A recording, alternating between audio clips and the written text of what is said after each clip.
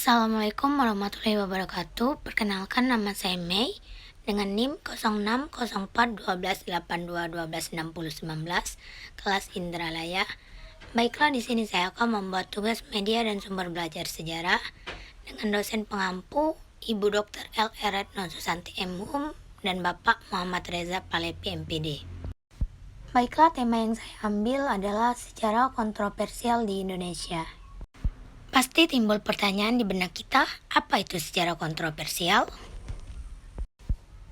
Sejarah kontroversial adalah narasi terhadap suatu peristiwa sejarah yang memiliki ragam penjelasan atau versi, di mana penjelasan yang beragam terhadap suatu peristiwa sejarah menjadi akar dari kontroversi. Itu menurut Ahmad tahun 2012.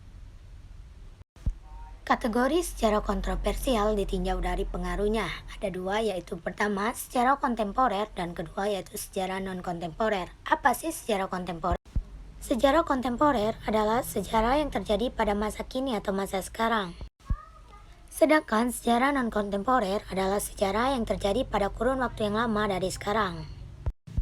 Contoh sejarah kontemporer di Indonesia. Yang pertama yaitu G30S PKI, di mana peristiwa G30S PKI merupakan salah satu peristiwa sejarah kontroversi yang terjadi di Indonesia.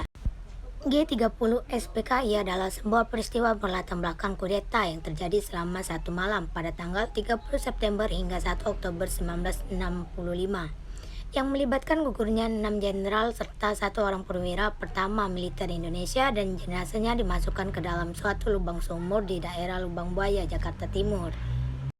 Yang kedua yaitu Super Semar. Peristiwa lahirnya surat perintah tanggal 11 Maret 1966 menjadi kontroversi sejarah.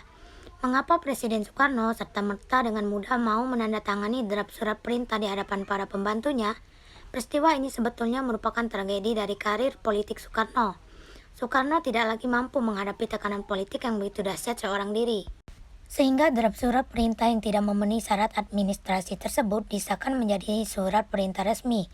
Penandatanganan surat perintah secara langsung oleh Presiden tanpa melewati prosedur administrasi kemudian menimbulkan berbagai tafsir dan versi.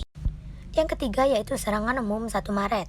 Serangan Umum 1 Maret 1949 adalah salah satu upaya mempertahankan kemerdekaan Indonesia setelah Belanda melancarkan aksi militernya.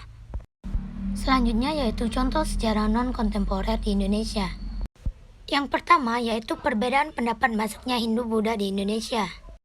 Adanya perbedaan pendapat masuknya Hindu-Buddha di Indonesia disebabkan adanya ketidaktepatan dan ketidaklengkapan fakta dan interpretasi yang dilakukan, yang mana biasanya ketidaktepatan itu muncul setelah adanya beberapa sejarawan yang mengungkapkan ketidaktepatan itu menurut versi sejarawan itu. Yang kedua yaitu perbedaan pendapat masuknya Islam di Nusantara. Sama halnya dengan perbedaan pendapat masuknya Hindu-Buddha di Indonesia, perbedaan pendapat masuknya Islam di Nusantara itu disebabkan karena ketidaktepatan dan ketidaklengkapan fakta dan interpretasi yang dilakukan oleh para sejarawan sehingga menimbulkan banyak pendapat atau pandangan yang berbeda. Mungkin itu saja yang dapat saya sampaikan. Saya ucapkan terima kasih. Wassalamualaikum warahmatullahi wabarakatuh.